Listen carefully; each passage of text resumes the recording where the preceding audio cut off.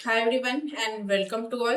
तो चलिए आज के सेशन में हम लोग डिस्कस करने वाले हैं 15 अगस्त के करेंट अफेयर्स के बारे में। ठीक है, तो जैसे कि हम लोग जानते हैं कि current affairs all competitions exam के लिए इंपॉर्टेंट रहता है, चाहे एसएससी हो, रेलवे हो, बैंकिंग हो, स्टेट पीसीएस हो, या तो जो और भी अदर एग्जाम रहता है, तो उन सब के लिए जो करंट अफेयर्स है वो इम्पोर्टेंट रहता है। ठीक है, तो चलिए आज के सेशन में हम लोग देखते हैं हाल ही में युवा मामले और खेल मंत्रालय द्वारा किस खेल महासंघ की मान्यता निलंबित कर दी गई है। ठीक है, देखो यहाँ पे क्या बोला गया है, जो खेल मंत्रालय है उसके द्वारा किस खेल महासंघ की मान्यता को निलंबित कर दिया गया है। तो ये table tennis federation of India, ठीक है, जो ये वाली खेल है, table tennis federation of India खेल की महासंघ की मान्यता निलंबित कर दी गई है। ठीक है, तो इससे रिलेटेड कुछ यहाँ पे फैक्ट्स दिए गए हैं। तो उस फेडरेशन मतलब इसका नाम क्या है, तो यह है table tennis federation of India, जो कि टेबल टेनिस से ये रिलेटेड है, जो ये स्पोर्ट है वो। और इसकी मान्यता निलंबित करने, और इसको किसके द्वारा निलंबित कर दिया है, तो ये युवा कार्यक्रम एवं खेल मंत्रालय द्वारा इसको निरस्त कर दिया गया है, मतलब इसको निलंबित कर दिया गया है। कब किया है, तो ये 12 अगस्त 2026 को। ठीक है, फिर यहाँ पे आगे क्या बताया, तो इसका रीजन क्या है इसको निलंबित करने का, तो निर्धारित समय सीमा के भीतर संगठनात्मक चुनाव करने में विफलता, तो ये इसका मेन रीजन है विफल होने का। इसके और कुछ अन्य और रीजंस हैं। ठीक है, जो कि क्या बताया गया, मंत्रालय की कारण बताओ notice slow show causes notice पर आईटीटीएफआई का जवाब असंतोषजनक पाया गया, तो ये भी इसका रीजन है। ठीक है, फिर इसकी अंतिम व्यवस्था क्या है, तो ये भारतीय ओलंपिक संघ आईओए को अंतरराष्ट्रीय टेबल टेनिस महासंघ के परामर्श के एक तदर्थ समिति गठित करने का निर्देश दिया गया है इसका। ठीक है, फिर इसका पर्पस क्या है, तो वो विविध गठित शासन संरचना बहाल होने तक टेबल टेनिस प्रशासन का प्रबंधन करना। ठीक है, तो ये इसका पर्पस है। फिर इसके बाद क्या दिया गया है, उदारा शक्ति 2026। ठीक है, उदारा शक्ति 2026 भारत और किस देश की भारत और किस देश की वायु सेनाओं के बीच एक द्विपक्षीय हवाई अभ्यास है। तो ये मलेशिया, भारत और मलेशिया की वायु सेनाओं के बीच एक द्विपक्षीय हवाई अभ्यास है, उदारा शक्ति 2026। ठीक है, फिर इससे रिलेटेड कुछ फैक्ट दिया गया, तो उस एक्सरसाइज का नाम क्या है, अभ्यास का, तो ये उदारा शक्ति है, जो कि ये 2026 में है। और इसमें पार्टिसिपेट्स करने वाली कंट्री कौन कौन सी है, तो ये भारत और मलेशिया है। ठीक है, और इसका इंडियन फोर्स मतलब ये इंडियन एयर फोर्स का है। ठीक है, और इसमें जो मलेशियाई फोर्स है वो क्या है, देखो जो ये भारतीय फोर्स मतलब जो इंडियन फोर्स है वो भारतीय वायुसेना है, और जो ये मलेशिया से रिलेटेड है वो फोर्स क्या है, तो ये रॉयल मलेशिया वायुसेना। ठीक है, और जो इसका वेन्यू है वो क्या है, तो ये शुभारंग। ठीक है, शुभारंग एयरबेस जो कि मलेशिया में है, और ये 2026 के ये संस्करण है। ठीक है, फिर यहाँ पे इसके ड्यूरेशन क्या है, तो ये 10 से 14 अगस्त तक है। ठीक है, 2026। ये इसका मेन उद्देश्य भी दिया गया, दोनों सेनाओं के बीच अंतर परिचालन संबंधित सिख और सर्वोत्तम प्रथाओं का आदान प्रदान को बढ़ाना है। ठीक है, इसका मेन उद्देश्य जो भारत और मलेशिया है उसके बीच का। फिर इसकी कुछ गतिविधियों के बारे में भी दिया गया है, और इसका थीम क्या है, तो ये इसमें क्या है, शांत प्रशिक्षण ले, शांत सीखे और शांत संचालन करे। ठीक है, ये इसका थीम है, या तो इसका मैसेज ये बोला जा सकता है।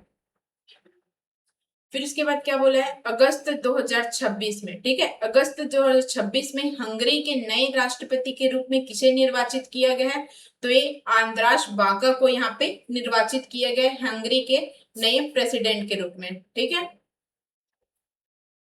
फिर देखो उस कंट्री का नाम क्या है, तो ये हंगरी है, इसके नए प्रेसिडेंट कौन है, तो ये आंद्रस बाका है। और ये इसको निर्वाचित कब किया गया है, तो ये 11 अगस्त को निर्वाचित किया गया है अभी 2026 में। और फिर जब ये राष्ट्रपति बने, ठीक है, नए राष्ट्रपति बने हंगरी के, तो उससे पहले इसका पोजीशन क्या था, तो इसका प्रीवियस पोजीशन क्या था, तो ये हंगरी के सर्वोच्च न्यायालय के पूर्व अध्यक्ष, मुख्य न्यायाधीश थे, ठीक है। और इसके पूर्व अंतरराष्ट्रीय भूमिका क्या है, तो ये यूरोपीय मानवाधिकार न्यायालय 1991 टू 2008, मतलब 1991 के 91 से 2008 तक के न्यायाधीश है, ठीक है। ये इनकी कुछ रोल्स है, ठीक है, पूर्व अंतरराष्ट्रीय भूमिका है। फिर यहाँ पे आगे क्या बताया गया है, तो देखो इसे कितने वोट्स मिले हैं, तो इसे 140 वोट्स मिले हैं। और इसको किसके द्वारा नॉमिनेट किया गया है, वो तो है टीजा पार्टी, ठीक है। ये टीजा पार्टी है, इनके द्वारा इनको प्रेसिडेंट के लिए यहाँ पे नॉमिनेट किया गया है। और तो इसके प्रेसिडेंशियल कौन है, तो ये है तमाश शुल्योस, ठीक है। तमाश शुल्योस है जो कि ये टीजा पार्टी के इसके प्रेसिडेंशियल है, ठीक है। तो इसके द्वारा इसको नॉमिनेट किया गया है, तो ये उसका प्रेसिडेंशियल है। फिर इसका मुख्य महत्व, इसका मेन इंपॉर्टेंस क्या क्या है, तो ये उनका चुनाव एक बड़े राजनीतिक बदलाव का प्रतीक है, क्योंकि वे दशकों में पहले ऐसे हंगरी के राष्ट्रपति बने जिन्हें फिडेस पार्टी द्वारा समर्थित उम्मीदवारों के बिना निर्वाचित किया गया है, ठीक है। तो ये इनका मेन इंपॉर्टेंस है, ठीक है। फिर इन्होंने शपथ ग्रहण कब की है, तो ये 19 अगस्त को ये शपथ ग्रहण की है, ठीक है। प्रेसिडेंट के जो उपाधि है उनको इन्होंने धारण किया है और वहां पे शपथ ग्रहण किया है, तो कब, 19 अगस्त 2026 को, ठीक है। तो चलिए यहाँ पे हम लोग आगे देखते हैं, ठीक है। तो देखो यहाँ पे 2026 Barclays private clients Hurun India most valuable family business list के अनुसार भारत का सबसे मूल्यवान कारोबारी परिवार कौन सा था, तो कौन सा था, तो ये अंबानी फैमिली है, ठीक है। सबसे मूल्यवान कारोबारी परिवार, ठीक है। फिर यहाँ पे इससे रिलेटेड कुछ फैक्ट्स है उसको देखते हैं। तो रैंक 1 में कौन है, तो ये अंबानी परिवार है। इसका मेन व्यवसाय क्या है, मेजर बिजनेस, तो ये रिलायंस इंडस्ट्रीज है। और जिनका वैल्यू कितना है, तो 25.1 लाख करोड़ है। और इसके प्रमुख लीडर क्या है, ठीक है, मतलब इसके मेन लीडर कौन है, तो ये मुकेश अंबानी।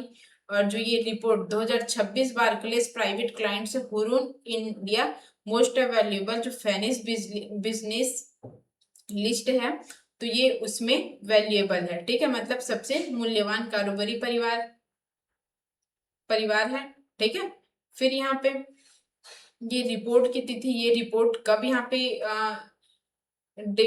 रिपोर्ट की डेट क्या थी, तो ये 30 जून 2026, ठीक है। 30 जून 2026 ये इस रिपोर्ट की डेट थी। और इसमें जो इसका सेकंड पोजीशन है वो किसका है, कुमार मंगलम बिरला फैमिली का है, जिसमें 8.14 लाख करोड़ है। और थर्ड पोजीशन किसका है, जिंदल फैमिली का है, तो इसका क्या है, तो 8.02 लाख करोड़ है, ठीक है। और यहाँ पे जो फर्स्ट जनरेशन कैटेगरी है उसमें जो अडानी फैमिली है उसमें 19.6 लाख करोड़ के साथ प्रथम स्थान पे रहा, ठीक है। फिर यहाँ पे क्या बोला गया है, 7.4 तीव्रता का शक्तिशाली भूकंप किस देश में आया, तो वो कोलंबिया में आया है 7.4 तीव्रता का शक्तिशाली भूकंप, ठीक है। तो इससे रिलेटेड कुछ फैक्ट्स दिया गया है, तो ये कोलंबिया में आया 7.4 तीव्रता का भूकंप। कब आया, तो ये 10 अगस्त को आया 2026 में। और इसका उपकेंद्र कौन था, तो ये सैन जोस डेल पाल्मार जो कि चोकी विभाग के पास है, ठीक है। और इस भूकंप से प्रभावित क्षेत्र कौन कौन से है, तो ये है काली, पेरेरा, मनिजालेश, क्वेब्डो और आसपास के क्षेत्र हैं, ठीक है, जो कि इससे भूकंप से प्रभावित हुई हैं। फिर इसके सिग्निफिकेंस क्या है, तो इसमें, ठीक है, इसे 21 सदी की, ठीक है, इसे 21वीं सदी में कोलंबिया का सबसे शक्तिशाली भूकंप बताया गया, ठीक है। और जो ये भूकंप है वो शक्तिशाली विवर्तनिक भूकंप है, जो ये कि इसका टाइप है। फिर यहाँ पे 12 अगस्त 2026 को, ठीक है, 12 अगस्त 2026 को भारतीय अंतरिक्ष कार्यक्रम के जनक विक्रम साराभाई की कौन सी जयंती मनाई गई, तो ये 107वीं जयंती मनाई गई है। भारतीय अंतरिक्ष कार्यक्रम के जनक विक्रम साराभाई की, ठीक है, 12 अगस्त 2026 को। तो ये इसका पर्सन कौन से, तो ये डॉक्टर साराभाई अंबालाल, डॉक्टर विक्रम अंबालाल साराभाई, जिसकी 107वीं जयंती मनाई गई है, ठीक है, 12 अगस्त 2026 को। और इसकी जन्म कब हुआ है, तो ये 12 अगस्त 1919 को इनका जन्म हुआ है अहमदाबाद, ठीक है। तो इनका जन्म कब हुआ था तो इनका जन्म हुआ था 12 अगस्त 1919 को, ठीक है। और इसका जन्म स्थान क्या था, तो अहमदाबाद में था, जो कि गुजरात में है। फिर यहाँ पे किसके रूप में ये प्रसिद्ध हुए, तो ये भारतीय अंतरिक्ष कार्यक्रम के जनक उसके रूप में ये प्रसिद्ध हुए। और इसरो के ये प्रथम अध्यक्ष भी रहे, जिन्होंने 1969 से 1971 तक इनका कार्यकाल था, ठीक है, ये अध्यक्ष के रूप में। और जो इसके कुछ इंस्टीट्यूट है, तो ये कौन से है, तो ये भौतिक अनुसंधान प्रयोगशाला, जो कि अहमदाबाद में है। इन्होंने 1966 में पद्म भूषण अवार्ड भी ये इन्होंने जीता है, जो कि मरणोपरांत पद्म विभूषण मिला है, ठीक है। फिर उसके बाद इनका निधन 30 दिसंबर 1971 को हुआ, इनका डेथ, ठीक है। देखो यहाँ पे क्या बोला है, पद्म भूषण 1966 में हुआ, इनको ये अवार्ड मिला है। और उसके बाद मरने के बाद इनको 1972 में पद्म विभूषण भी अवार्ड मिला है, ठीक है। तो देखो जो ये डॉक्टर विक्रम साराभाई है, उनको ये पद्म भूषण भी अवार्ड मिला है और पद्म विभूषण भी अवार्ड मिला है, ठीक है।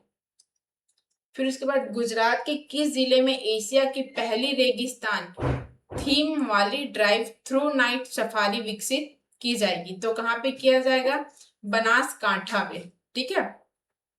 बनासकांठा में, यहाँ पे बनासकांठा एक जिला है जहाँ पे एशिया की पहली रेगिस्तान थीम वाली ड्राइव थ्रू नाइट सफारी विकसित की जाएगी वहां पे, ठीक है। तो उसका स्थान क्या है, तो ये जूनाडीसा, ठीक है, जो कि बनासकांठा ये जिला में आता है, जो कि गुजरात में है। और इस प्रोजेक्ट का नाम क्या है, डिजर्ट जूलॉजिकल पार्क एवं ड्राइव थ्रू नाइट सफारी, ठीक है। और इसका क्लेम क्या है, तो ये एशिया की पहली रेगिस्तान थीम वाली ड्राइव थ्रू नाइट सफारी है, ठीक है, जिसका क्षेत्रफल 103 हेक्टेयर है, ठीक है। और इसका लगभग अनुमानित लागत कितना है, एस्टिमेटेड कॉस्ट, तो यह 542.14 करोड़ है। और जो इसका अप्रूवल है, ठीक है, तो ये जो चिड़िया यहाँ पे केंद्रीय चिड़ियाघर प्राधिकरण है, तो ये उनके द्वारा इसको अप्रूवल किया गया है।